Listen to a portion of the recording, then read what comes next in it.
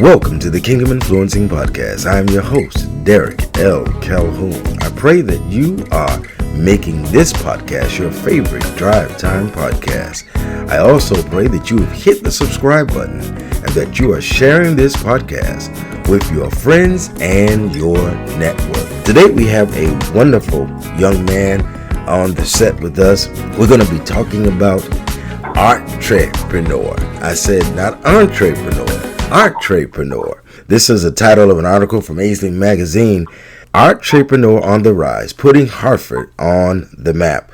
Well, today I have with me one of my best friends. I've known him for 55 years, formerly from Bloomfield, Connecticut. Shout out to the state of Connecticut. He's an award-winning cartoonist, filmmaker, producer, writer, and teacher. But I want to introduce to some of you and reintroduce to others none other than Joe Young Jr. Joe, how are you today? Brother Derek, I'm doing well. How are you? I am excellent, man. I think I left out one thing. You are a content creator par excellence. That's an incredible work that you're doing, man, around the state of Connecticut and around the world. Joe, I know you did your first play, and this is amazing right here, guys. He did his first play when he was 7 years old, called John Lee. And his audience was his family, and it was a spark to doing what he's doing now. You know, there's a scripture that says, don't despise your small beginnings. But when I really came into the knowledge of Joe being an artist was in high school. We were in high school together in West Hartford, Connecticut. And I used to see him drawing these pictures, and he had this character that he called Scruples. And Joe, I know you started this in the 80s, and today you've created Kemet. Tell us a little bit about the transition from Scruples to the Kemet property. Well, first of all, Derek, I got to say you do your due diligence, man, and you're bringing back memories. But I started Scruples, which was a group of kids who live on a group home, which was led by their leader, Dr. Joe. And it was a diverse comic property that was distributed nationally. And since then, I've developed other comic characters. All of them have a message. That's one identifiable thing in my characters. And through the decades, I came up with Kemet, the time traveler. And the Kemet time traveler embodies all the different characters that I created. I created Kemet during the COVID-19 pandemic and the George Floyd murder, and he teaches Black history and Black excellence, and my hope is that people will learn, be inspired, and be educated by the character. Let me ask you something, Joe. In the midst of a climate where there is critical race theory, and the critical race theory, of course, has major pushback from a lot of political pundits and even educators, and in some regards, in some states, they're pulling Black history out of the school systems. Have you had any pushback with Kemet and what he does? No, not yet. I haven't, because Kemet has been in schools, his material, the mascot. So when I say, Derek, I got to work harder so I can get pushback, because when you don't have some pushback, you're doing something wrong. You're not doing anything unique or groundbreaking. So I got some work to do. Okay. I want to ask this other question, because this is something that really got me.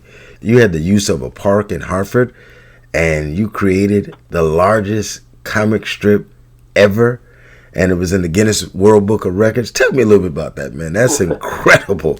Man, that was a fun project. And again, I wanted to do a summer project that engulfed a lot of kids, because I do a lot of youth work. And I said, well, why don't I have a theme of literacy? And I said, well, let me do what I do, which is create comics, but do it big. So it's 8 feet high by 100 yards long. So it went to a football field, and we had about 5,000 kids paint on it, learn about literacy, and it featured my Scruples characters. And when you do anything, the world comes to you if you do something of excellence, I believe. And then the Hartford Current covered me as a local paper in Connecticut, and then it hit the Associated Press. And once it hit the Associated Press, it's when it blew up and it got attention. Then the Ebony magazine got wind of it, Jet magazine, the New York Times gave me a full page, Boston Globe a page and a half. And so the good thing is the message of literacy got out. It was a fun project. And then the Guinness World Record heard about it, and Ripley's Believe It or Not, and they included, it was a blessing, they included in their publications. That's amazing, man. That's amazing. Those you don't know, just one page in the Boston Globe is $50,000. Yep. And let's not even talk. He got a page and a half, and let's not even talk about the New York Times. So this comic strip is syndicated, correct, Joe? Yeah, it was. It was distributed to different papers. Since I don't do Scruples anymore, again, Kemet is my focus now. Okay, all right. But man, you are listed as one of the movers and shakers in the media industry in the New England area, no doubt about it. And you've worked with such notable people as Gayle King, Smokey Robinson, Madeline Gill of Sunday's Best and the Monique Show, Maurice Starr for New Kids on the Block and New Edition, Kevin and Bernadette Stanis of Good Times, Thelma, everybody knows Thelma, and of course you've done a collaboration with Leonardo DiCaprio with this new movie called Featherweight that you just put out, and man, you've done some exciting things for the state of Connecticut, which particularly is not known for black people having the kinds of accomplishments and the kind of success that you have had. But my question is there any one person, and I named a few, and I know you've met more than this. I think you've done some work with Danny Glover, but is there any one person that has really affected your life and really helped to propel you into what you're doing now, or just encourage you to keep doing what you're doing now? Derek, it's so funny. We got to go back to John Lee. When I did my first play at 7, there was a woman there who has now passed, who told me, you can do whatever you want, and she was my biggest cheerleader, and that was my mother, Lily Mae Young, who, you work with celebrities, you work with people, but she still is my biggest inspiration, my mother, who told me you can do whatever you want. I remember in 5th grade, I was a poor student. I even called myself the fisherman because my grades were below sea level. And the teacher told me, Derek, that I would never be a writer. And I went home disappointed, man. I was crushed. And my mom said, Joe, no matter what anybody tells you, you can do whatever you want. And you can become a writer one day. And that was over 45, 50 years ago. And she was correct, Derek. And so, and when I'm having difficult times now, she's my go-to, man. I talk to her, talk to God, and so she's my biggest inspiration, man. Wow. This is something I've always admired about you, Joe. We've known each other for a long time, but my field of industry has taken me in one direction, and your field of industry have taken you in another. We've collaborated on, I remember the movie Diamond Rough that we collaborated on to bring it to my church. But you have always inspired me because in spite of all of the things that you've done, in spite of all of the achievements that you have always remained grounded. And I think that's critically important to those of you who are content creators who may be listening to this podcast. You got to remain grounded. No matter how high in life you get, no matter how successful in life you are, you cannot allow your success to swell your head or blow your ego up to such a point that you forget the bridge that brought you across. That's one of my mother's statements. Never forget the bridges that brought you safely across. And your mother is a bridge that not only brought you safely across, but is still bringing you across. I recall a story where you all were watching television and this young lady was doing her show on TV, and your mother told you to write her and send her some of your work. And you told your mother, that's a waste of time. I don't do that. And she's not going to respond to me. And it wasn't but a few weeks later that you were getting a call from, to your disbelief and your chagrin, a call from Gayle King. Tell us a little bit about that. Wow, Derek, you bringing back memories, and you've done your due diligence, man. again, it was a time where I wasn't able to get my work out there. I couldn't get picked up, and I was really thinking about giving up on the comics.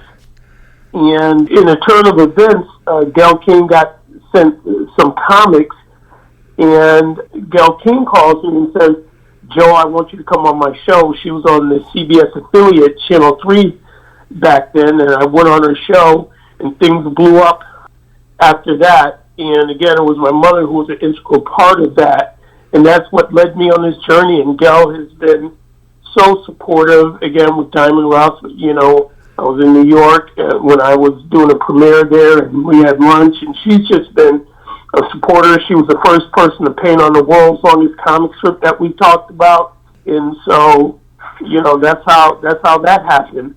But again, you talked about grounded, Derek, and before, and I admire you the same way. No matter you've been a pastor, a bishop, and you're the same guy.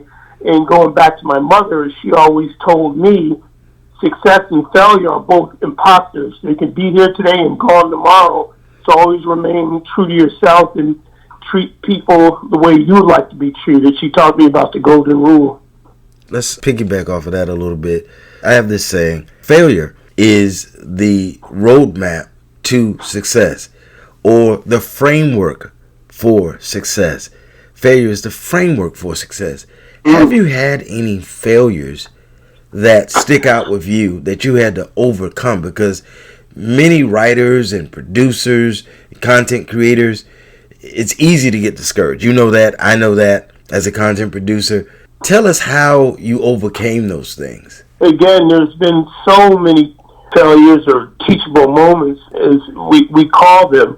It's so many, I can't name all of them. You know, I've had to bankrupt businesses, and I had to overcome personal challenges.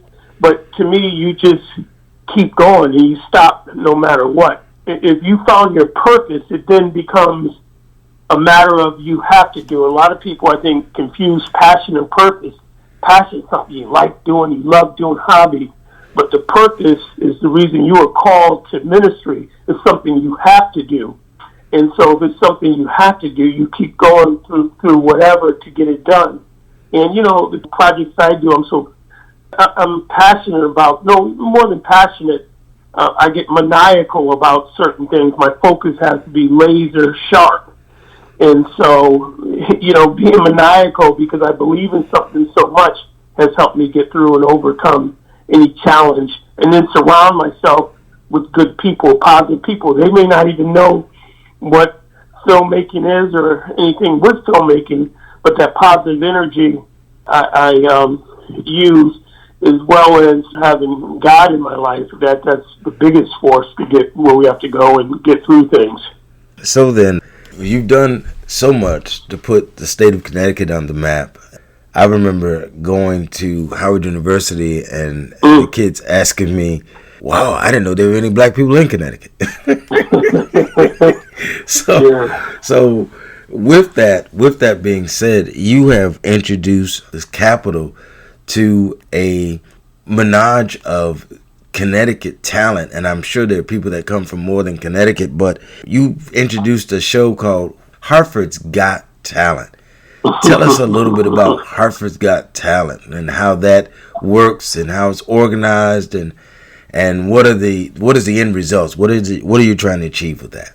Okay, a good question. That's one of the projects that takes up a lot of my time now. I'm the president and CEO.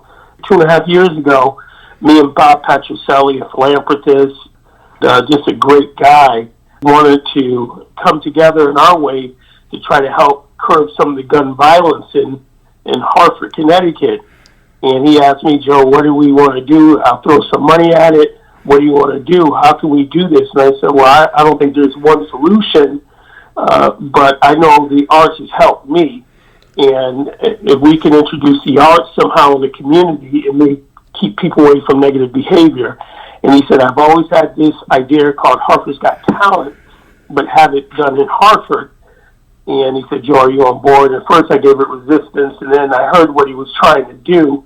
And so I put my team in, he put his resources in it, and we came up with Hartford's Got Talent, which is a talent showcase, but the motto is showcase talent and connect community. We're on our third year. We have over 250 people audition. And then we have the semifinals. We narrow it down to 18. And then we have our finals the following year where they get professional development, some of the artists. And we have emerging, intermediate, and professional categories. And we have that at the big premier Bushnell in Hartford, Connecticut. And there's, 9 winners, first, second, third, and People's Choice Award, 10. And then we give away $25,000 in cash prizes for winners and consolation prizes. We animate the people.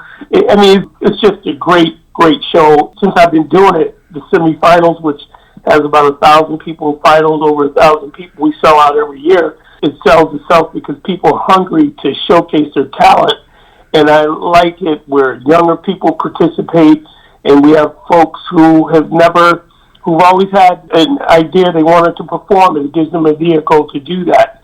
We've had 2 9-year-olds the first year won the grand prize. Wow. And when, so again, the rubric, the criteria is everything from showmanship to technical ability, but there's a category that is called creativity and message, and that's where it makes it even playing field. So a ballroom dancer can go up with a 10-year-old kid who can rap and dance. Okay. And so it just keeps growing. We have a talent representation agency, so if an artist makes it to the semifinals, they become part of our booking agency, so they get booked all over the place. So it's a great vehicle. It's a great system that we have behind it. We have about 13 people involved in that. And we started 2 years ago, and it's just really taken off, Derek. So I appreciate you asking. December 14th is the semifinals in Bloomfield. Okay. Where's that going to be held, Jim? At Bloomfield High School. At Bloomfield High School. Semifinals. Hartford's Got Talent. If you're in the Bloomfield area, if you're in the Connecticut area, Connecticut's a small state. Hop, skip, and a jump down to Bloomfield. It'll be a great venue for you to see rising and up-and-coming talent in the state of Connecticut. You never know. There's so many people that have come from the state of Connecticut. I'm thinking about a young man, Simmons, out of Stamford, Connecticut, who does work with Forrest Whitaker. Yeah, Forrest Whitaker. Yeah, and there's a guy on this show that everybody knows. He looks like Boris Kodjoe, but his name, I believe, is Ronald Simmons out of Stamford, Connecticut. You got one of the young ladies who is with In Vogue out of New London, Connecticut. There's so many people. The woman who played what's her name's mom, I see her face. Sharon. She's out of Waterbury, Connecticut. Yeah, well, and Derek, you got Anika Nani Rose. She was just on ABC, man. She's in the Disney Princess and the Frog out of Bloomfield, Connecticut. You got Eric Lassell from Coming to America and ER. Yeah. So Connecticut has produced a lot of celebrities in all industries, not even just the arts. In all industries. We ain't going to talk about basketball and all that kind of stuff. But and NBA talent, guys we know, Rick Mahorn, right out of Hartford. Michael Adams was the leading three-point shooter in the early days of the three-point shot out of Hartford.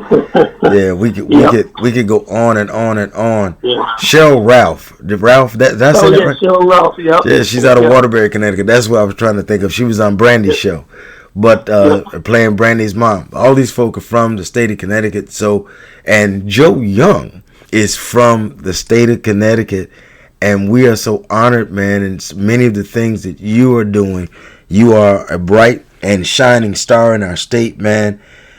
As we wrap up today, I would ask you, what project are you most proud of, and then what inspires you?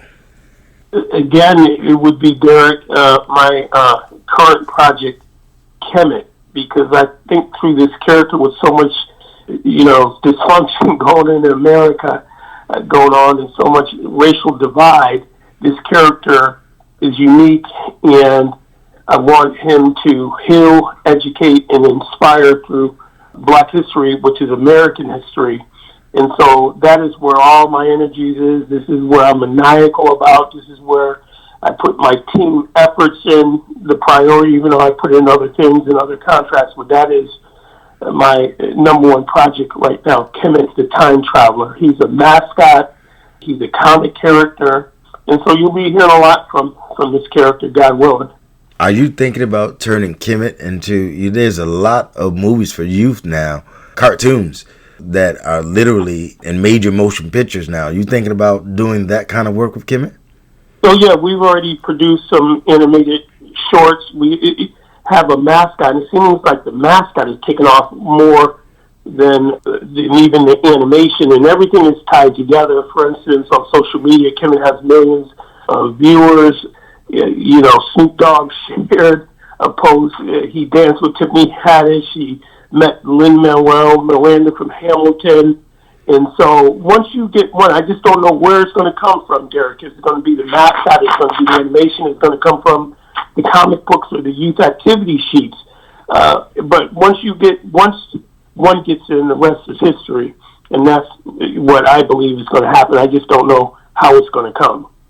That's amazing. He's talking about Kemet, the time traveler, and at the same time, he has a movie out that just recently premiered called Featherweight.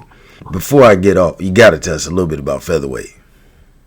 Well, Featherweight, they brought me on as a co-producer on the film. It's kind of like a documentary, full-length movie, but it's a narrative film, and it covers Willie Pep. I'm sure your dad knew Derek. He was a featherweight boxer from Hartford, the most winningest boxer in history. And he lived a story of greatness and failure, you know, quote unquote. And these New York producers did a good job of portraying his life, and they needed somebody on the ground in Hartford who knew the landscape of Hartford, who was a filmmaker, so they brought me on. It premiered in different theaters, and it'll be on streaming channels, but it's called The Featherweight. Leonardo DiCaprio is his company, Appalachian, is one of the executive producers of it, and it was just a fun project. And Joe, I hope that all of our listening audience is so inspired by this podcast, by the work that you've done. There's a scripture that talks about Jesus, and it says, can any good thing come out of Nazareth? And of course, we know that he's the King of Kings and the Lord of Lords. But God has blessed you, because there was a time when Hartford was going through such a downturn. The same thing could be said of you. Could any good thing come out of Hartford, out of Bloomfield, or out of the Hartford metropolitan area? And I want to let you all know that something good has been birthed out of that Hartford metropolitan area. We are talking with him. He's our featured guest on the Kingdom Influencing Podcast, Joe Young Jr. Joe, any final words to emerging artists, or anything that you would share with someone who wants to get in contact with you? How can they reach you? We'll wrap it up there. Okay, well, first of all, Derek, real quick, my other mission is to inspire people who are over 56 years old. Is new beginnings, and if you want to do something artistically, it's never too late to do it.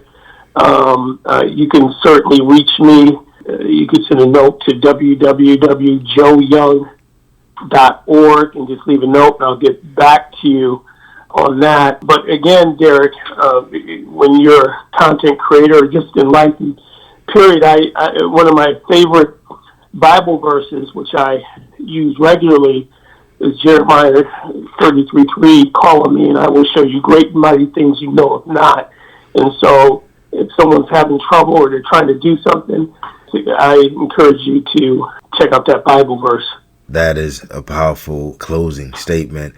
We didn't even talk about NK5, your boys group. We're working with Maurice Starr. Yep. I had thought about that. I said, oh my God. But that just tells you guys, the listening audience, there's so much out there that Joe has had his hands in and has been a progenitor of. But I do have one last question. Mm-hmm. And I consider myself a wordsmith, but you got me today. No, dude. You're my inspiration, man. You're my TED Talk, man. You're my guide. I remember, Derek, you are the man, and he's blessed you to become bishop and your ability to even speak. I've always admired that about you, and I've always learned from you, Derek. All right. All right. Thank you, Joe. Bless God. But what is the word maniacal? What is it? Yeah, what's the definition of the word maniacal? Man, just going after something so obsessively, man, that you can't stop, basically. I'm trying to put in layman's terms. And, but it's a double-edged sword, too. I've made mistakes from being maniacal, and where some things you may lose or you have to get back because your focus is so razor sharp, you lose sight of, certain things. So I'm working on balance with that. But again, if you really love something, hopefully you have people who understand that you're human, you make mistakes, and, and I guess I'm going to leave it there. Man, this has been a great interview. I appreciate you so very, very much, man, as a friend, as a brother. Listen, guys, you've been listening to Joe Young.